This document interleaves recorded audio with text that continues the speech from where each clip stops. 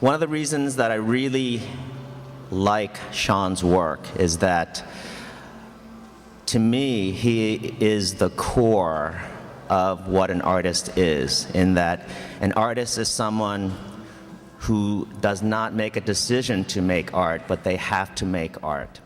And the notion of frivolity as an artist is a misnomer. And one of the great pieces in the show is the calendar. And from 1991 to 1993, Sean kept a very quick journal of what happened that day. And when you read everything that went on in those 3 years, you realize the tremendous amount of work it takes to become an artist, the tremendous amount of work of networking, tremendous amount of trust you have to have in strangers coming to look at the work that you've poured your heart out on, and also tremendous amount of work that you have to do to make your work. So a lot of the pieces in the show talk about him working as a construction worker, being tired, but he continues on. So the notion of artists being, frivolous is, I think this show really shows that artists are they have the rigor and the passion, and they have no decision in becoming an artist because that's who they are. And so there's a lot of text in the exhibition, and one of the things that flows through all the pieces are the sort of the insecurity of being an artist. Am I making something that is good? Is anyone paying attention? And I think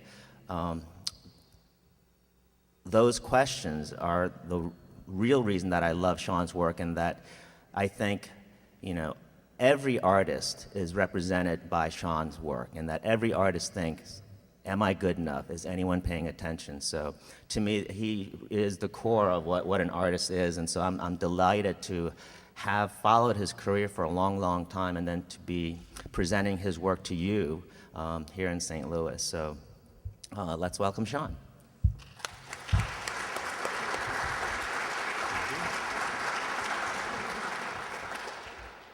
Thank you very much. So let's talk about 1991 through 1994. Okay. So, the other thing that I thought was really an added benefit to Sean's exhibition is for all the new art neighborhood kids that we have here, the program that's wonderful, and also all the art students here at Webster and SLU and WashU, because to most people, and even those high school students who are thinking about going to art school, because at that level you think, okay, so I'll go to an art school, maybe I'll go to a really good one like Yale, like Sean did, or Columbia, or one of these places, and then I'll go to New York or Los Angeles and I'll get a gallery, and then my life should be pretty much set, But what you'll find is that it doesn't start right then. In fact, that's when all your troubles begin. And Sean is one of those fortunate young artists that you hear about today, who's getting a tremendous amount of attention straight from the gate, like Ryan Treecarton, whose work, by the way, is very much like Sean's work.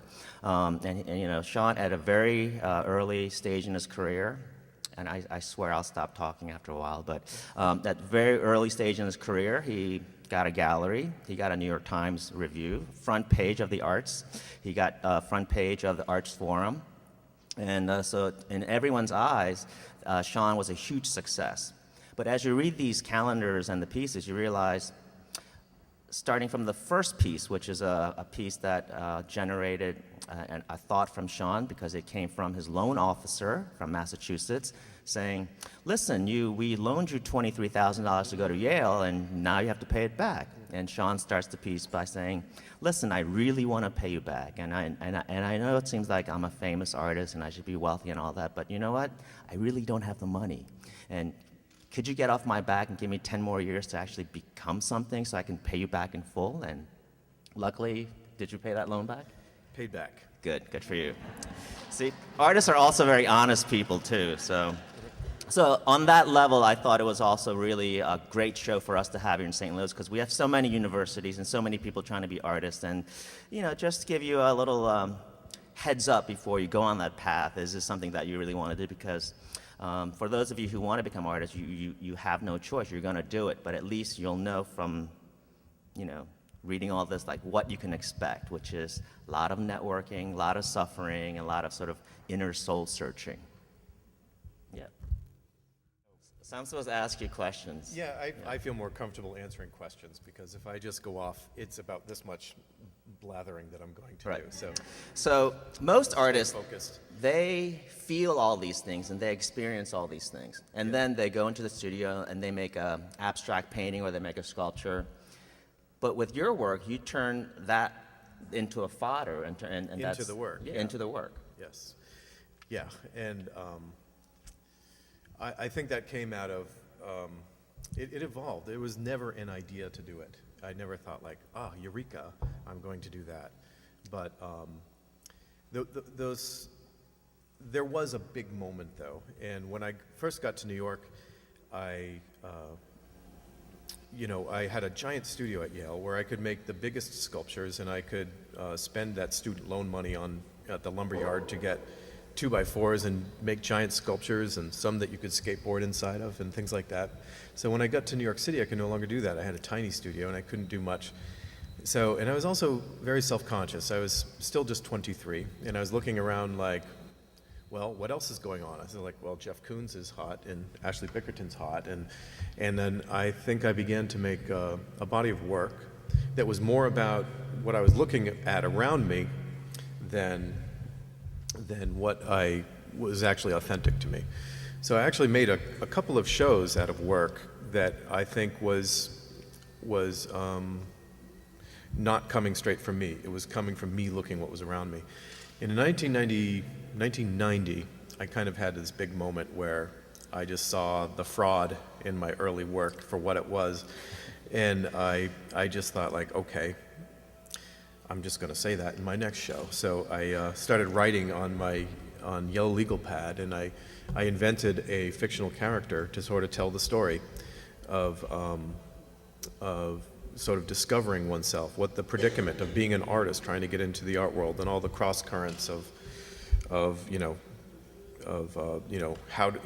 wanting to be in the best galleries and not even getting the attention of the girl at the front desk at the gallery, and how alienating it all is. And that sort of led me in, and I came into it through writing as a fictional character, and the next... But why fictional? Why didn't you just become more autobiographical? Because then I could take the stories of rejections from all of my friends, incorporate them into the same character. And also, if I told my story perfectly honestly, it wouldn't have been as funny, it wouldn't have been as outrageous, and so I could twist it and really amp it up a bit with a fictional character. So I could, there's this famous story about somebody at a Robert Gober show eating one of the Roplexed donuts, getting sick and vomiting. I was there. Yeah. I took that and made my fictional character be the one who ate the Gober donut. And many of my friends I moved to New York with were struggling to get in, so I could use their stories of rejection and all that. So, but I soon, it was like my first tentative step out. And there was a book created for that, and it just was republished this year by Glenn Horowitz. It's called Art, Life, and God. And, but once I had done that, I had sort of gotten a taste for like, well, I just let it all hang out there and I'll just be me. And, but there was a residual effect from it. I had the taste of, I think, creating the fictive character in myself. And I already knew that I'd get better results if I even exaggerated my own character just a bit. So even though it was pretty much driven by complete honesty, it was, I realized, especially in retrospect, that I was definitely twisting, and I was creating the Sean Landers character, who was probably 97% me, but slightly different. And I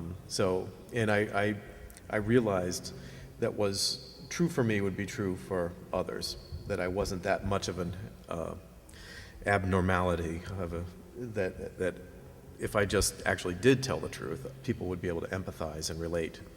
So, and then I found when I was writing it the results were favorable. Like I wasn't walking into rooms and everyone was just laughing at me, Right. So when you find that, well, I think all the young artists here want to know, like, How do you become a successful artist? Never get the cart before the horse. You have to become an artist first. And there's no application process for this, and there's no like right sequence of events, except for making a great body of work that is absolutely true to yourself. I believe everyone who wants to be an artist has something unique about them that is truly new to the art world. And if they can, if they can find an effective way to access that and trust it, then they'll be quicker to the right path. But if you try to muscle it or overwork it or overthink it, well, artist A is doing this, artist B is doing this, so then strategically, if I'm in the middle, I get both. If you start thinking like that, you're just never going to get anywhere. So it's really, I think it has to come from your interests and what you have. So that's the first thing. And then all the other stuff about how to get noticed, you could just, there should be a website, and a protocol. How helpful was it that you had a network of friends who all graduated? It was very helpful. I moved to New York City with a group of friends from school, and we were that same support structure, that same sort of, friends don't tell each other that their that their new artwork is lame. You're just too polite. But you can tell in their eyes if it's someone you've known for a long time and trust. It takes a second when they first walk into your studio and they're like, oh, that's good. And you know it's not. And you don't have to have a big discussion about it. And if you trust their opinion, and when you do surround yourself with friends, it's usually because you do trust their opinion.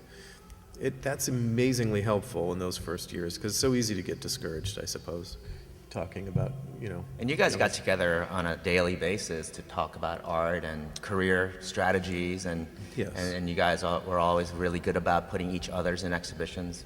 Well, I don't remember anybody ever putting me in an exhibition. In fact, I think that my friends and I are more competitive with each other.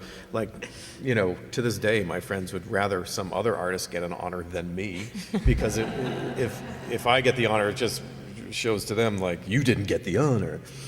So, it's a lot easier. Anyway, so, no, there wasn't that kind of, the help was a support structure company, really. You're on this weird journey in life that is not exactly what everybody does with their life, and it's nice to have good quality company while you're doing it. So yeah, no, I realize that people have thought well, you all helped each other into your galleries and all this stuff. It really wasn't like that. But what it was like is, at the end of the studio day, we meet at the bar, Sophie's usually, or A2 or something, way back in the early 90s and late 80s. And, the dialogue goes on over beer and stuff like that. So it was great. Reading over the calendars, it's just amazing how many people came through the studio, doing studio visits. And yeah, I forgot about that until I reread them. It was a busy time, but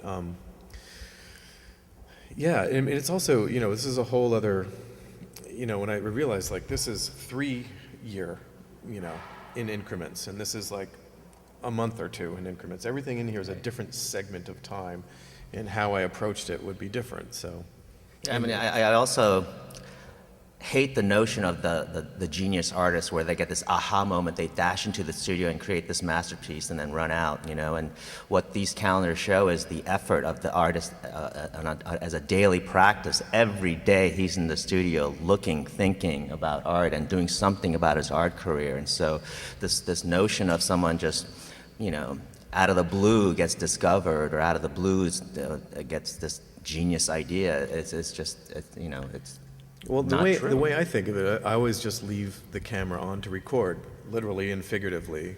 And when you're writing a big thing like what's behind me, you'll go through the doldrums with me when I don't really have anything interesting to say. And then you'll find when I do get inspired, and then you think oh, that bit was okay. And then you go back into the dumper again, and then it comes back. But different artists make art in very different ways. I am one that goes and sits in the studio and waits for it to come. I'm always in the position where I can be in front of a blank canvas or in front of something that needs filling. Yeah. So that when it does hit me, then I can put it on there. And because of my job, I feel so fortunate that I could revisit the work that affected me so much early on in my career. And, you know, Sean, when he was having these being exhibited, he was sort of the hot star, you know, and so as you were reading these, you were sort of saying, this guy's kind of a jerk, you know, this guy's kind of sort of rubbing it in our faces, and 20 years later, and I don't remember that, Paul. yeah. I don't know what you're talking I was thinking it, but 20 years later, when I read it, I realize how sincere they are, and the level of insecurity and the level of just saying, you know, is anyone paying attention to me, and is anyone going to keep their promises that they're going to give me a show? And so it's really interesting how time changes things. Yeah, I was popular then, and now, Paul, nobody cares anymore. So, no, let's see, I don't know. I try to just be as honest as I possibly can, and that usually carries the day, usually makes the work in the end. And So your work now looks much different than this, although there are paintings of words and things like that, right? well, this is the way I like to see it. I feel like the stream of conscious writing is the main body of my work, and it's the core. And I like to use the metaphor of like a tree. Stream of conscious writing is like the trunk, and then all things that I've done over the last 20 years have come out of that main method of working. Stream of consciousness can work in the way in which I sculpted all these little heads on poles in this other room, because I would just put a blob of clay on the pole, you put 2 thumb holes in, and then immediately, like a Rorschach, reminds you of something, and I would sculpt it in that direction wherever it reminded me. It was often characters from my hometown where I grew up. And when I would make my more surrealist paintings, and we are getting into what is a surrealist idea about art making, I'd have a blank canvas, I would do like a cartoony drawing, wash it off, and there'd be a little ghost image of it. I'd do another one, wash that off. Most of those images were found by 5, 10, 15 overlapping images. Then, like again, a Rorschach, I would see another image come up, and then I would paint it in that direction. And I think that, you know, the text paintings were done that in a similar way. It's just try to leave myself blank and open to write what occurs to me at the moment. Yeah, I think even with the videos, the fact that it's unscripted, it does get to the core of the artist. Most everything I've ever done is unscripted. There are exceptions, but most everything is. And I don't know what I'm going to paint before I paint it. And I just sort of just try to be as open as possible.